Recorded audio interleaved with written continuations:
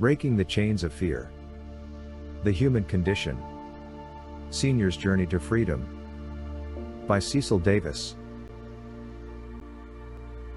In the bustling heart of New York City, nestled among the towering skyscrapers and the din of urban life, there lived a community of elderly individuals.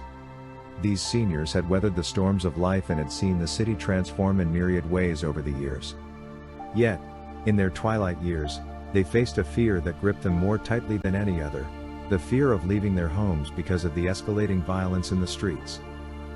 It was a neighborhood with a rich history where families had grown, friendships had flourished, and dreams had been realized.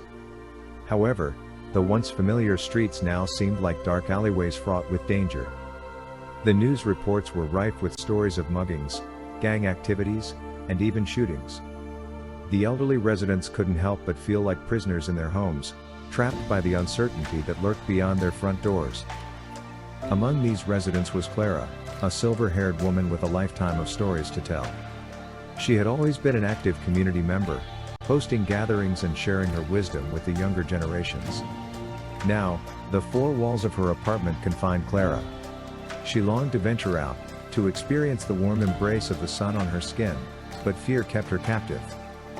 As the days turned into weeks, the sense of isolation grew, not only for Clara but for her neighbors as well. They longed for the days when they could stroll through the nearby park, visit the local coffee shop, and chat with familiar faces on the street corner. These simple pleasures had become distant memories, replaced by the relentless grip of fear. The community came together to address this growing issue.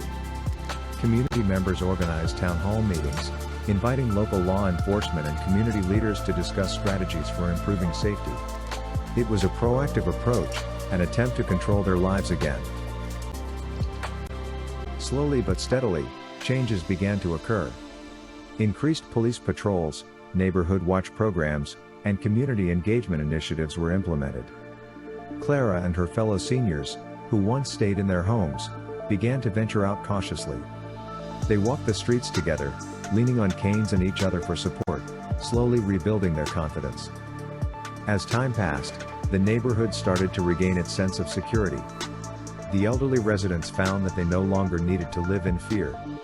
Their once deserted streets were filled with the laughter of children playing and the chatter of friends reconnecting. With a renewed spirit, Clara resumed her role as a community pillar, sharing stories of resilience and hope with the younger generation. In the end, the neighborhood had not only overcome its fear but had also grown stronger and more united.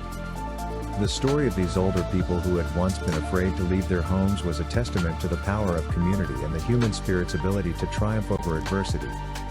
Through their collective efforts, they had transformed their once terrifying streets into a place where everyone could feel safe and at home again. In conclusion, violence against older people on the streets of New York City is a pressing concern that demands our attention and action. While this story has highlighted a community's resilience and ability to reclaim their streets, it is essential to remember that this problem persists worldwide in many urban areas. As a society, we must continue to work tirelessly to ensure the safety and well-being of our elderly population.